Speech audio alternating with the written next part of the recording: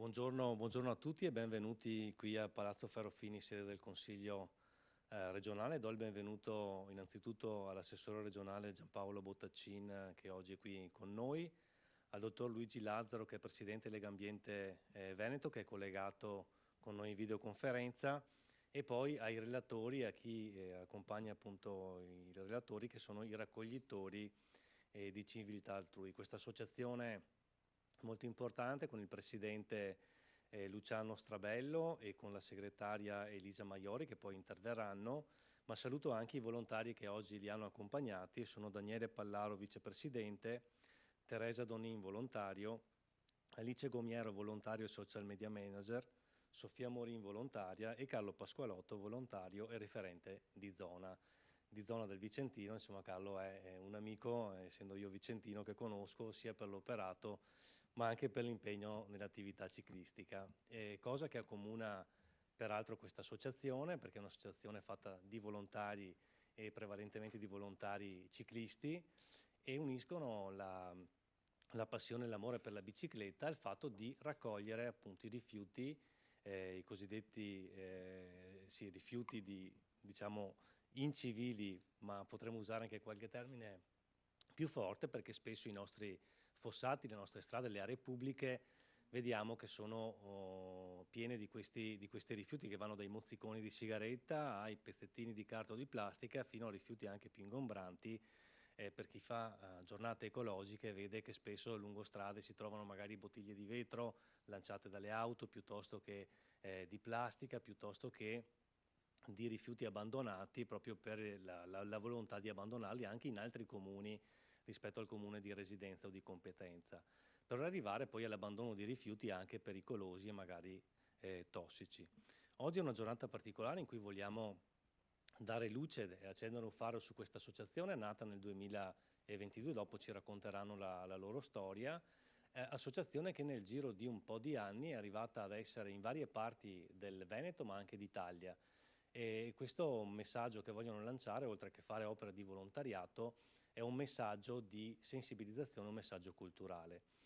Io intanto voglio ringraziarvi per essere presenti oggi e anche per far parte di quella grande famiglia del volontariato. In Italia ci sono circa 4 milioni e 600 mila volontari. Il terzo settore al quale appunto appartenete anche voi è un settore importante che vale circa 4 punti di PIL, quindi un settore veramente importante, che vede, come dicevo, 4 milioni e 600 mila volontari attivi e anche 900 mila dipendenti, perché il settore annovera anche appunto associazioni che hanno anche dipendenti in propria disponibilità. È un bel settore, il terzo settore, che negli ultimi anni ha avuto anche qualche difficoltà, no, con l'iscrizione al registro, con tutte le incombenze amministrative, però che sta andando avanti ed è un settore che si sta accreditando. Davo questi numeri sul volontariato. Tenete conto che in Veneto abbiamo circa un cittadino su 10 che fa volontariato. Sto parlando di volontari iscritti nei vari settori, dalla protezione civile alle associazioni, alle Proloco, alla vostra associazione. 1 su 10 è tanto, ma stimiamo che quelli che lo fanno poi in via occasionale, quindi che partecipano magari alle giornate ecologiche nel vostro caso, alle giornate che fate voi in via estemporanea, sono tanti di più, e quindi questa percentuale si stima possa aumentare fino a un volontario su ogni 5 cittadini, che è un numero veramente impressionante. Il Veneto è terzo in Italia per numero di volontari, davanti c'è la Lombardia e il Lazio, però scontiamo il fatto di essere meno abitanti, quindi credo che qui, poi magari potrà confermarlo l'assessore, possiamo sicuramente essere i primi in Italia come numero di volontari. Per cui io chiudo ringraziandovi ancora per la vostra presenza. Oggi appunto siamo in diretta e saremo collegati per far vedere a chi è collegato, ma poi anche per divulgare il messaggio che volete dare voi e anche per invitare magari a iscriversi alla vostra associazione. Io chiudo qui e darei la parola, lo invito qui all'assessore regionale all'ambiente Giampaolo Bottaccin, che ringrazio della presenza.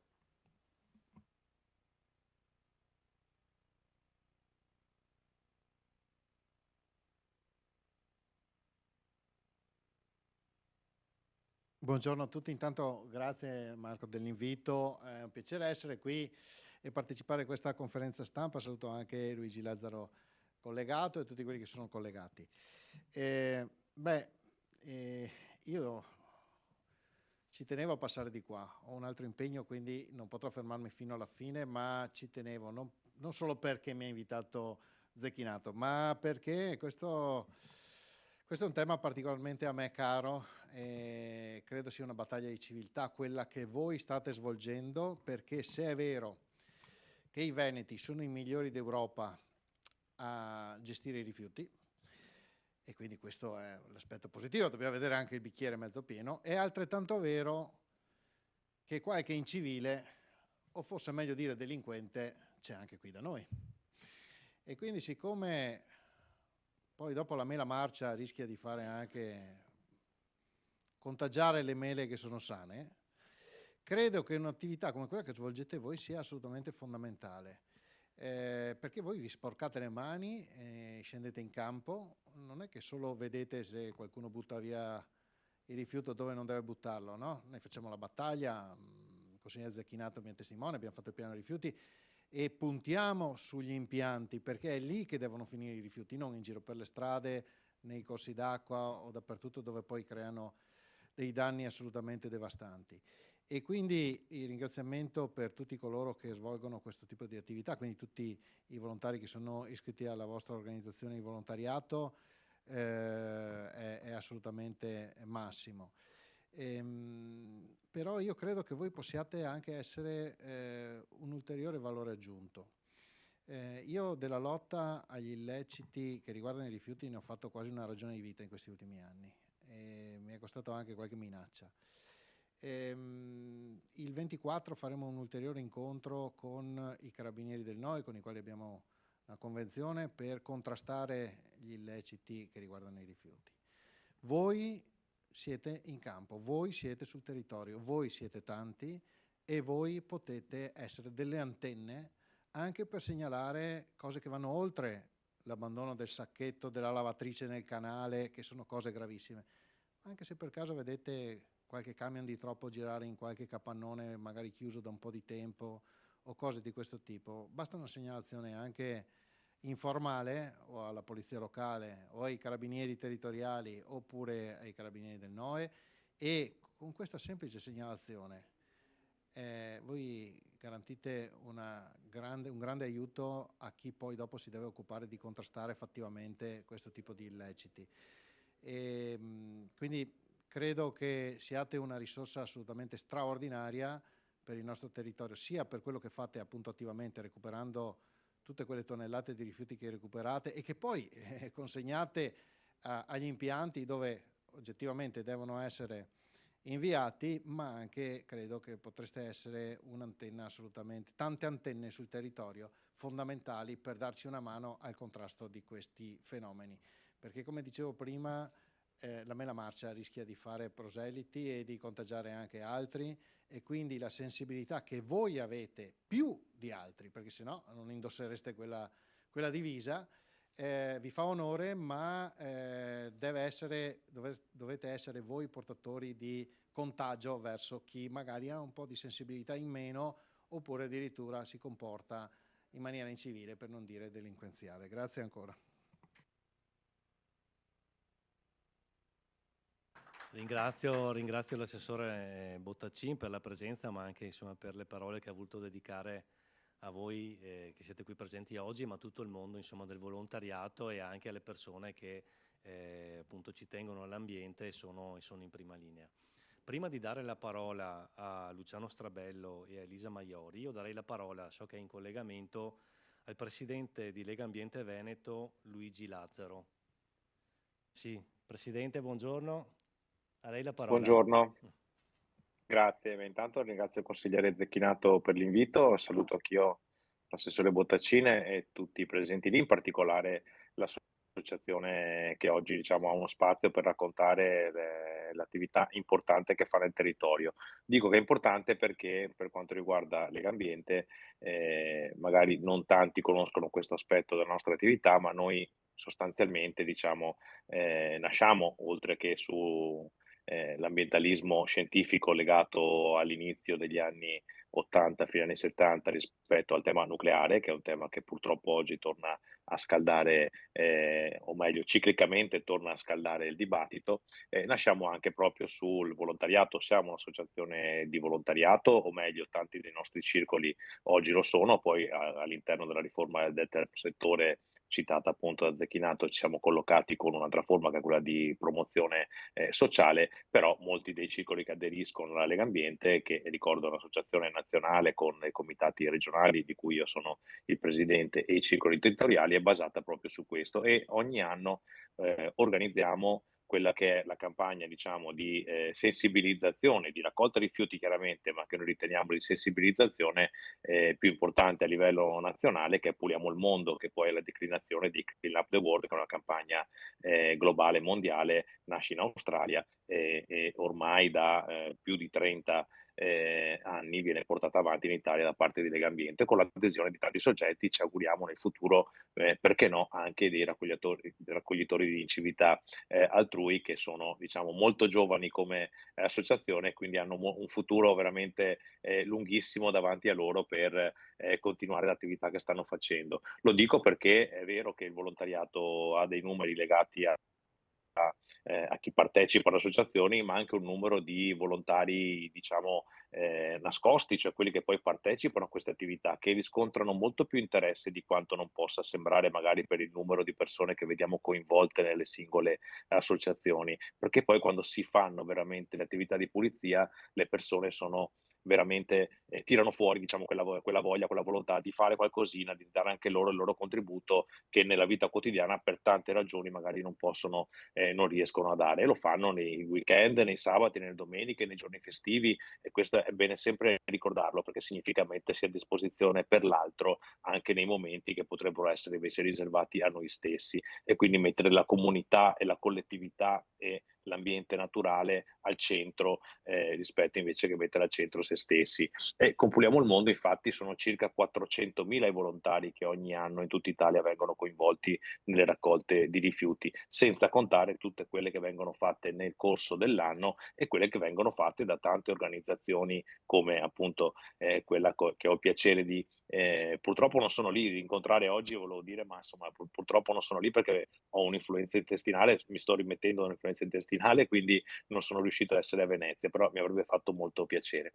E dicevo appunto, sono tante iniziative che vengono fatte costantemente, quindi anche questo è da tenere, diciamo, sotto la lente di ingrandimento, cioè non c'è solo la voglia di dare l'esempio, ma c'è anche la voglia di protrarlo nel tempo per dimostrare che se tutti facciamo qualcosa, forse riusciamo a portare un contributo utile, certo a tenere più pulito, a raccogliere quei rifiuti che degli incivili o dei delinquenti, come diceva l'assessore, hanno abbandonato nell'ambiente naturale, ma forse riusciamo anche a stimolare nelle altre persone la voglia di darsi da fare vedendo che qualcuno si dà da fare. Penso che siano esempi molto importanti da questo punto di vista per tutta la comunità, per i veneti e per tutti i cittadini, e penso che siano la base da cui partire per anche raggiungere risultati più importanti rispetto a quelli della raccolta dei rifiuti, che sono, ad esempio, quello che diceva l'assessore, segnalare eventualmente con una presenza nel territorio anche situazioni di potenziale pericolo,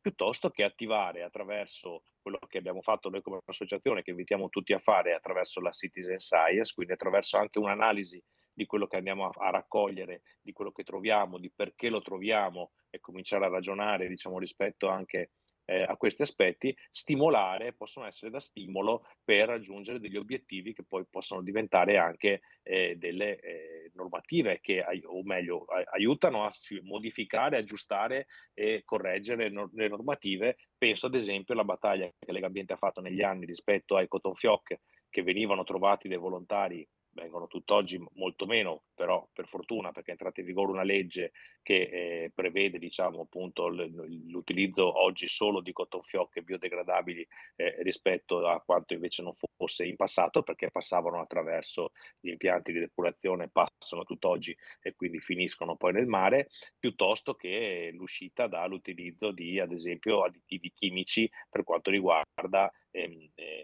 la cosmesi, ecco, è un altro esempio da cui diciamo, ecco, rendersi conto che l'inquinamento non è solo quello poi dei rifiuti, in sé come rifiuto che troviamo, ma è anche quello che non vediamo, che però va a inquinare comunque l'ambiente che ci circonda. Ecco, sono esperienze di grande qualità e io li ringrazio veramente tanto per quello che fanno. È anche molto bello, legare con l'attività sportiva, quindi con la bicicletta, che mi pare di aver capito, ma aspetto di vedere, sia un elemento che unisce l'attività che viene fatta nel territorio, e mi auguro, ecco, di poterci incrociare nel futuro nuovamente perché, facciamo da un certo punto di vista un'attività molto simile e credo che questo possa essere d'aiuto a tutti per riuscire a coinvolgere sempre più cittadini, sempre più veneti nell'attenzione e nella cura della nostra bella regione.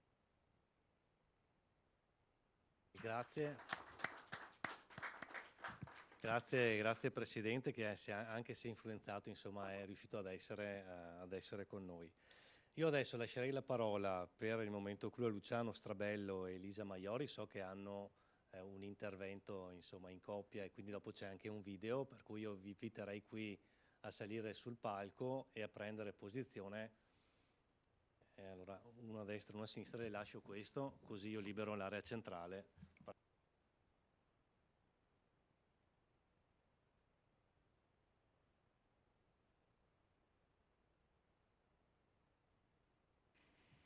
Grazie, per noi è un grande onore, ovviamente, noi micro realtà di una landa quasi un po' desolata nella regione Veneto, la piccola città di Montagnana, è bellissima perché è una città murata, però noi siamo un po' remoti come territorio, siamo nella cuspide anche di 3 province e quindi per noi è un grande onore essere qui, quindi grazie Assessore Zecchinato.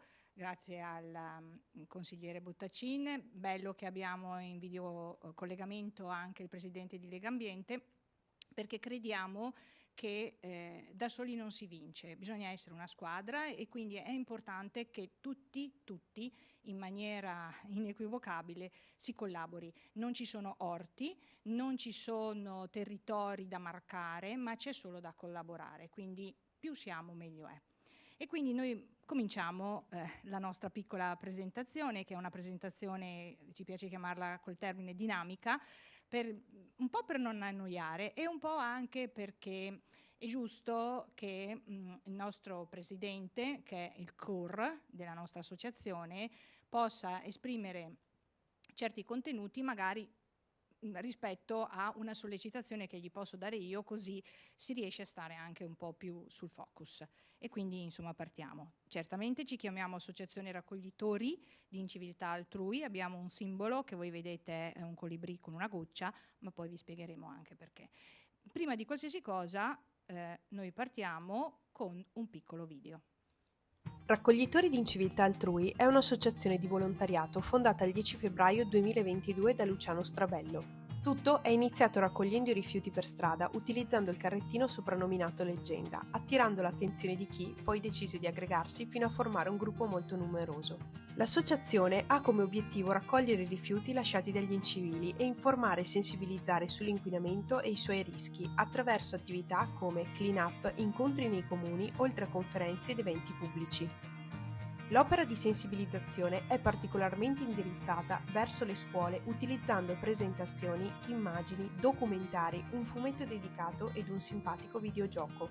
Il simbolo dell'associazione è un colibrì con una goccia nel becco che ricorda come ogni piccolo gesto possa contribuire al cambiamento. I volontari, chiamati raccoglitori, sono diffusi in diverse regioni ed arrivano sino in Sardegna. Si attivano ogni giorno raccogliendo rifiuti con strumenti come pinze, carrettini e apecar. Ogni raccolta viene documentata dimostrando l'enorme quantità di rifiuti rimossa, oltre 20 tonnellate e più di 200.000 mozziconi raccolti in 20 comuni e più di 6.000 ragazzi sensibilizzati in oltre 70 scuole. Un'altra attività di sensibilizzazione viene fatta attraverso progetti dedicati in specifici periodi dell'anno e solitamente svolti in bicicletta coinvolgendo le realtà locali. Questo per dimostrare che insieme possiamo fare la differenza, pedalando verso un futuro migliore.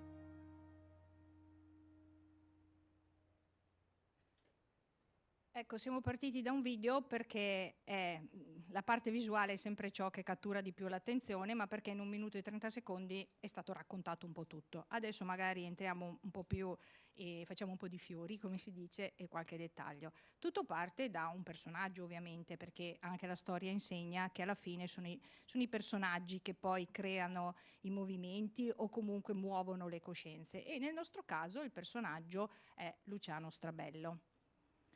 Luciano è un personaggio particolare, scusate, metto gli occhiali perché non ci vedo, ha una caratteristica, ha la passione per la bicicletta, perché per lui la bicicletta è scuola di vita.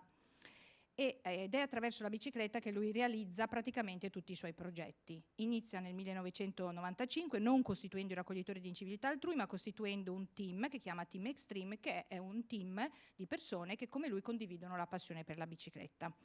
Luciano, quando tu hai creato questo team, che idea avevi? Team Extreme. Intanto grazie, per me è un sogno essere qui oggi, perché se torno indietro con la mente, insomma, da un carrettino e un personaggio con 1000 paure, essere qui, insomma, tanta roba. Vabbè, chiusa parentesi. Allora, perché? Perché io volevo... Allora, il ciclismo di solito è uno sport agonistico, cioè c'è sempre uno che arriva primo. Ecco, a me sta roba non è mai piaciuta. Io volevo arrivare assieme ai miei ragazzi, magari facendo cose anche difficili da fare, perché le randonnée, magari non tutti lo sanno, ma sono gare di lunga distanza e vanno fatte con la testa, soprattutto, anche con il fisico, ma soprattutto, secondo me, la percentuale è 70% testa e 30% fisico.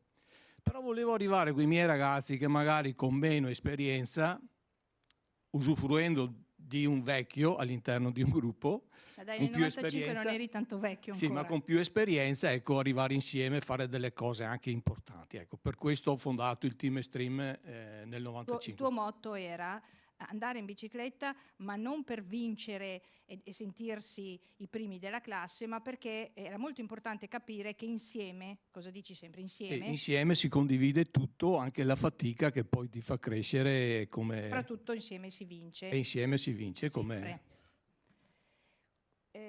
Sono tantissime le esperienze appunto che stava anticipando Luciano che lui fa in bicicletta e queste esperienze che adesso noi mostriamo molto rapidamente sono importanti da comprendere perché celano dietro di sé un contenuto ancora più importante che è la forza, la tenacia e il non arrendersi mai. 2 parole su questo argomento, Luciano? Sì, io direi anche l'autostima, no? Noi abbiamo bisogno di autostima, dobbiamo sentirci veramente capaci di fare cose e ecco la bicicletta per me, queste sono alcune delle cose più importanti che ho fatto, non stop, vuol dire non fermarsi quasi mai, neanche a dormire, poi ti fa crescere, magari non tutti capiscono queste cose qua, però ecco se alla fine sono nati i raccoglitori anche per merito di queste cose qua. Ok, grazie. La passione per la bicicletta, oltre a far comprendere a Luciano una cosa importante, che per giungere alla meta bisogna fare fatica sempre. Uno dei motivi per cui la bicicletta è maestra di vita è proprio questo, perché in bicicletta se non fai girare le famose pedivelle, cadi, non si riesce a stare in equilibrio e quindi bisogna pedalare e pedalare si fa fatica. Le randonnée e tutte le gite che ha fatto in bicicletta Luciano, parliamo Luciano non di 2 chilometri, giusto? Di quanti chilometri parliamo? Anche 2300 in 6 giorni. E che dislivelli? 20.000. Ecco, ma il dislivello qua bisogna spiegare. Positivo, vuol dire sempre in su. Sempre in su, no? Quindi significa fare molta fatica e avere molta tenacia e avere dentro di sé il desiderio che significa arrivare alla meta, devo fare fatica, ma non cedo e arrivo fino in fondo. Questo è, mi pare, sì, il tuo motto.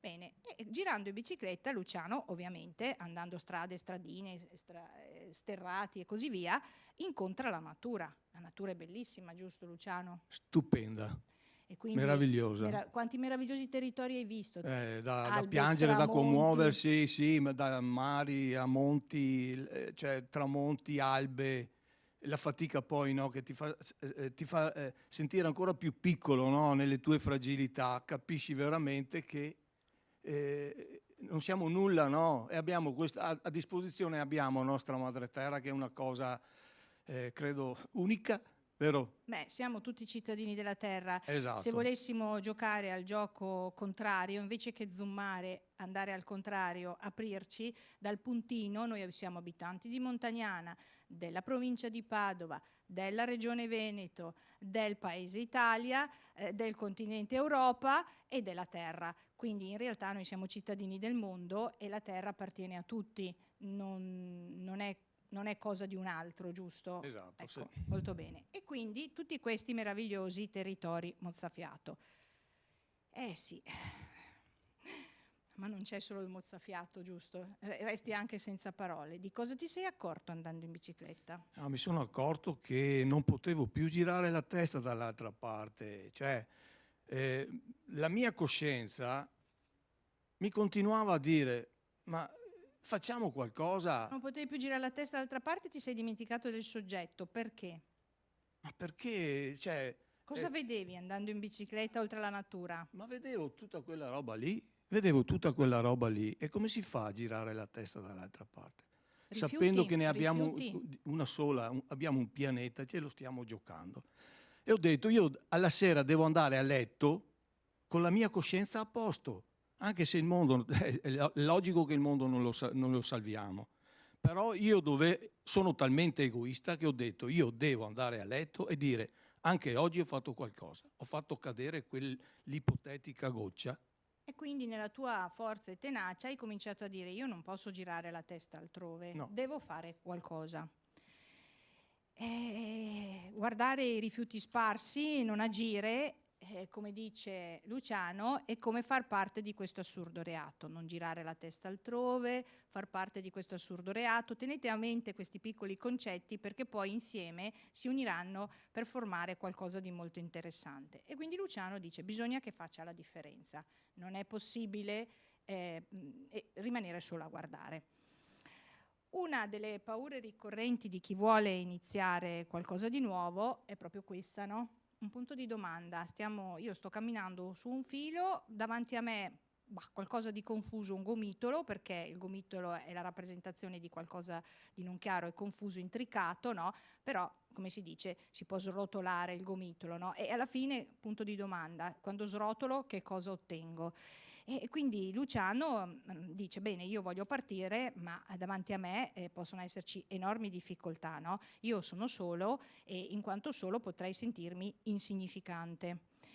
Però, a un certo momento, siccome la bicicletta, maestra di vita, tenacia, insegna, la fatica, la meta, sono davvero insignificante oppure sono soltanto un piccolino? La piccolezza non è insignificanza. Essere piccoli non significa essere insignificanti. Pensiamo ai virus, non sono insignificanti, eppure sono microscopici, no? E quindi Luciano dice, io voglio fare la mia parte. E usando la metafora del colibrì, raccontala pure la metafora del colibrì. Allora, abbiamo il colibrì perché?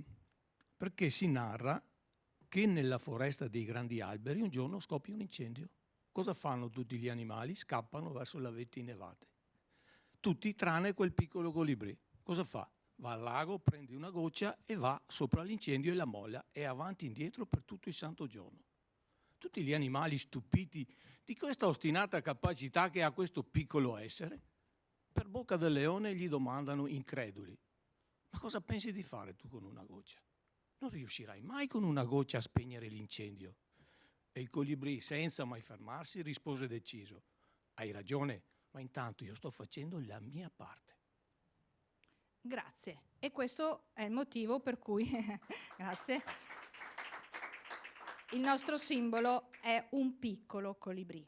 È l'uccellino più piccolo tra gli uccelli, però non è insignificante. Fa appunto la sua parte. E così, siccome ogni giorno noi ci dobbiamo dare, la nostra vita è darsi una forma, noi siamo una forma che forse in qualche maniera cominciamo a capire intorno ai 20-25 anni più o meno che forma vogliamo darci, però quotidianamente e costantemente noi ci riformiamo perché le esperienze della vita ci cambiano. E Luciano decide di darsi una nuova forma, una forma che è quello di, appunto, non girando la testa altrove, di fare qualcosa per il suo pianeta. E Luciano ha questa piccola abitudine, no? E quando gli vengono delle grandi ispirazioni, fa il poeta e scrive delle piccole poesie. E in particolare per questa, che poesia hai scritto? Sì, allora, da buon ciclista qui vedo che ci sono in mezzo a noi dei ciclisti. Noi ciclisti ci facciamo delle promesse prima di arrivare sopra la vetta. E allora anche in questo caso mi sono fatto una promessa. La litar non è sol del fiato, se la bocca mia poi anche ha parlato. Sono vincoli, sigilli, i propositi che al mondo squilli e pesan su codesta coscienza se la litar è solo assenza.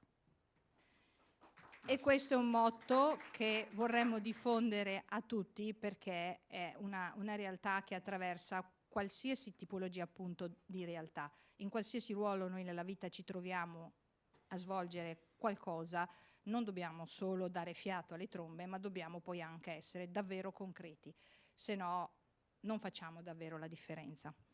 Bene, e così cominciamo a fare la differenza.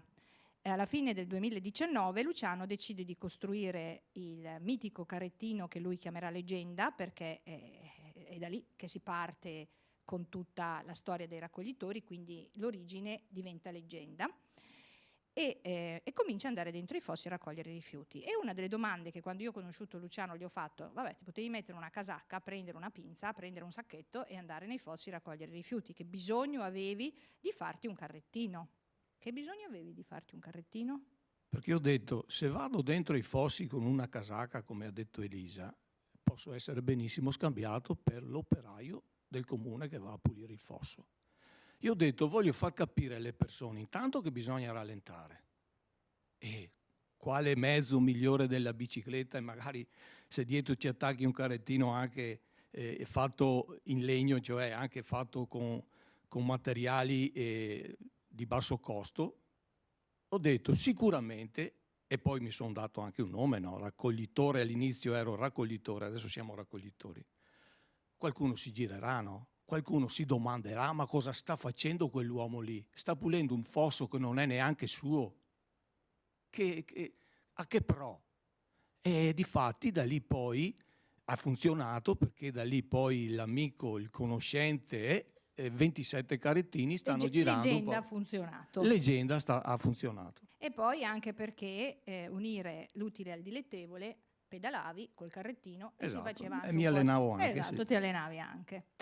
E così a seguire, proprio per questo motivo, la curiosità è stata galeotta e cominciarono ad aggregarsi altre persone, e alla fine si capisce che per poter ottenere qualcosa di più, perché è giusto che sia anche così, bisognava un attimino strutturarsi, e il 22 febbraio 2022 è ufficiale la registrazione dell'Associazione Raccoglitori di Inciviltà Altrui. Nascono così le gocce, perché poi abbiamo deciso di chiamarci, appunto, tra di noi ci chiamiamo gocce, ma perché facciamo parte di quella storia, di quel colibrì. Dai, guardatelo, 22 febbraio 2022, neanche fosse stato fatto apposta, è palindromo, è una data palindroma, la potete leggere da destra e da sinistra, e più la presenza di tanti due, per chi ama la numerologia, significa tenacia, forza, grande riuscita, ma non l'abbiamo fatto apposta, è stato veramente casuale, allora abbiamo detto dai, forse siamo sulla buona strada, ecco. E uno dei punti focali dei raccoglitori di Inciviltà Altrui è proprio il motto non voltare la testa altrove. E quindi tutti quelli che sentono di non accettare questo fatto di fregarsene, perché è abbastanza normale nella nostra attuale società quella di dire sto bene io, stanno bene tutti, o forse non me ne può importare granché, il famoso I don't care va abbastanza di moda, noi invece non vogliamo fregarcene e quindi non giriamo la testa altrove. Ogni raccoglitore sa di essere goccia, quindi sa di non essere insignificante, piccolo sì, ma non insignificante, E una cosa interessante è che ogni raccoglitore svolge l'opera in maniera autonoma. È vero che noi abbiamo delle giornate plenarie in cui ci occupiamo tutti insieme di raggrupparci per fare la raccolta, giusto, che va bene che sia così, anche perché coinvolgiamo chi magari non è un fisso raccoglitore di inciviltà, ma la cosa bella è che ogni raccoglitore quotidianamente, liberamente, come più desidera, ho detto quotidianamente, ma può essere settimanalmente, mensilmente, dipende, svolge l'opera e così si sente utile. E quando facciamo le attività anche con i ragazzi, capiamo proprio dal loro ritorno di quello che ci dicono: mi sono sentito tanto utile. È una cosa bella sentirsi utili, perché oggi è difficile sentirsi utili, siamo un po' presi tutti da ingranaggi e perdiamo invece la comprensione che ogni nostro gesto può essere davvero utile, non è insignificante, è utile. E questa cosa ha proprio legato il gruppo, perché non hai bisogno di farti vedere solo nelle plenarie, ma ogni giorno abbiamo i gruppi WhatsApp, abbiamo il nostro database, ogni giorno qualcuno dice: ho fatto questo, ho raccolto 3 sacchi, ne ho raccolti 2, 10, e tutti quanti bravo, grazie, bravo. E si sentono utili anche quelli che magari sono un po' più marginali, e così anche persone che magari socialmente sono un po' ai margini ritornano. Abbiamo scoperto di avere anche questa caratteristica. Si aprono nuovi panorami, perché l'impegno dei raccoglitori di inciviltà altrui non è soltanto curare l'evidenza, ma andare oltre. E cosa vuol dire non è soltanto curare l'evidenza? Perché il rifiuto è la punta di un iceberg, di un male sociale che dura da molto più tempo, che si è radicato e che è molto molto più... Avete presente gli iceberg, no? Si vede la punta, ma sotto c'è di tutto e di più.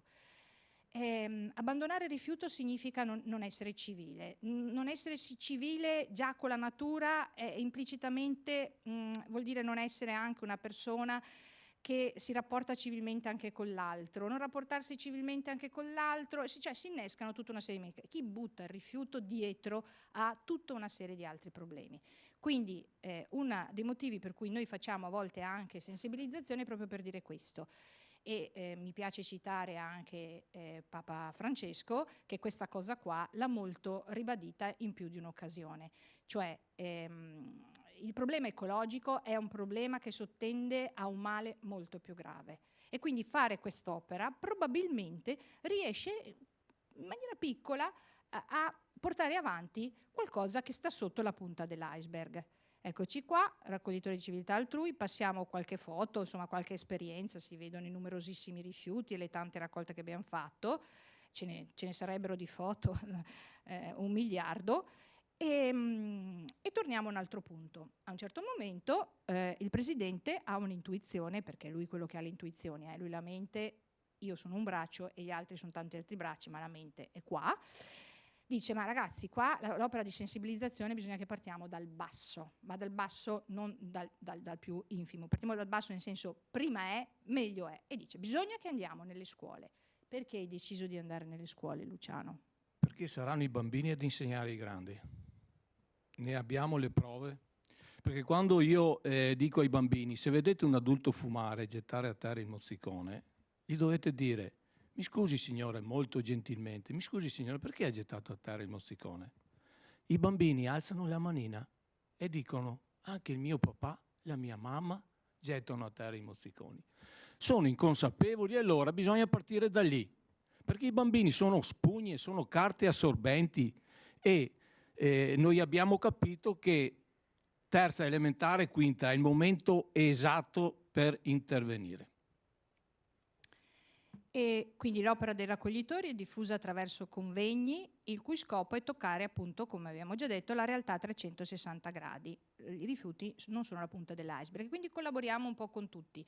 Le scuole principalmente, scuole dell'infanzia, scuole elementari come punto principale, poi ogni tanto andiamo anche nelle primarie di primo grado, facciamo e studiamo quando andiamo nelle secondarie di secondo grado, perché lì la faccenda è un po' più complessa, bisogna superare proprio l'impasse e un po' il pregiudizio, però riteniamo che è dalle giovani generazioni che bisogna cominciare, perché loro sono il nostro futuro.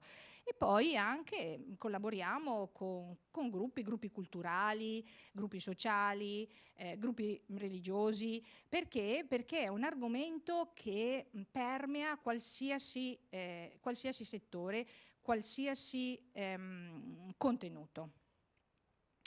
L'opera dei raccoglitori è diffusa attraverso progetti molto particolari in cui la bicicletta è protagonista. Però, prima di arrivare a questo punto, mi fermo un secondo e ricordate un po' tutti i vari step che abbiamo attraversato e Luciano aveva, come vi dicevo, ama essere poeta e ha messo un po' tutti insieme questi argomenti concentrandoli in un'unica poesia che è diventata la poesia dei raccoglitori di inciviltà altrui, che poi è stata musicata e è diventata anche la nostra canzone. Luciano, se la vuoi dire questa poesia? Allora, adotta una zona e tienila pulita. Di certo a madre terra farai cosa gradita. Anche oltre la siepe si estende il tuo giardino. Puoi andare lontano, ma va bene anche vicino. La testa non girarla a guardare altrove. Gli incivili sono in ogni dove. L'esempio di quella serva incapace e frettolosa che sotto a quel tappeto ci buttava ogni cosa. Dell'inciviltà diventiamo raccoglitori. Facciamolo per amore di nostra madre terra e non per meriti o futuri allori. Il conto alla rovescia è già iniziato. Non renderti complice di questo assurdo reato. E se è vero che di gocce è fatto il mare, diventa goccia, non aspettare. Scusa Luciano, accelero perché sto vedendo il timer. L'opera dei raccoglitori viene diffusa anche attraverso dei progetti, facciamo dei progettini perché così i progetti, si sa, catturano un po' di più l'attenzione. Lo scopo è sempre solo catturare l'attenzione, non certamente metterci noi in prima linea. Ne abbiamo fatto sempre in bicicletta, questi progetti vengono fatti perché appunto abbiamo detto la bicicletta è la nostra maestra di vita. Nel 2023 il progetto Verso la fine del mondo, vado un attimo spedita, la fine del mondo che potrebbe essere, perché abbiamo scelto questo titolo, fine del mondo letterale, perché ci stiamo andando se non stiamo un attimino più accorti, e la fine del mondo geografica perché sono stati fatti 4.000 chilometri in bicicletta fino a Capo Nord e per portare a casa un messaggio di civiltà e dimostrare che pedalando assieme, nonostante le difficoltà e i cambi di programmi dovuti agli imprevisti, si arriva alla meta. Nel 2025, cioè quest'anno, a maggio, faremo un altro progetto che si intitola E si va, un progetto che nonostante sia composto da solo 3 parole è un'affermazione fortemente dinamica perché, come dicevo prima, se non si pedala si cade e si può andare ovunque, ma da qualche parte bisogna comunque andare, stare fermi, fare gli ignavi, come diceva Dante, si finisce in un girone dell'inferno, probabilmente quello più basso. E quindi si pedalerà su 23 ciclabili nel Veneto, Friuli, Venezia Giulia e Trentino e per appunto sensibilizzare rispetto al discorso dei rifiuti, in particolare focalizzato sulle nostre ciclabili. Ecco, se vuoi concludere dicendo proprio 2 parole. Sì, perché si va? Perché se analizzate questa parola, no? Nonostante in tutto si va. Si va quando si è allegri, ma si va soprattutto quando si è depressi oppure non si vede la strada giusta da prendere. Dunque, e si va è veramente un motto, è veramente un qualcosa che ci deve spronare per fare sempre qualcosa, anche se sappiamo benissimo che quello che facciamo è una goccia nel mare. Grazie a tutti di questa possibilità. Grazie Luciano.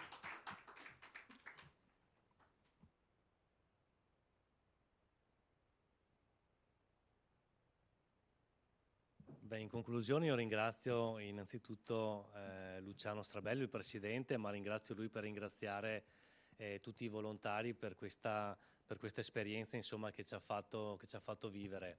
Credo sia stata un'occasione importante in cui portare queste iniziative, quello che si fa sul territorio e soprattutto voglio dire tutto quello che abbiamo visto è opera di volontari, credo, quindi questo è veramente quello che fa ancora più grande questo bellissimo progetto.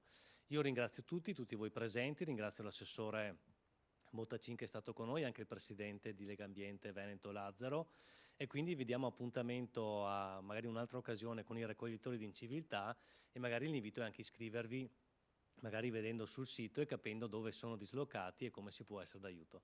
Grazie ancora.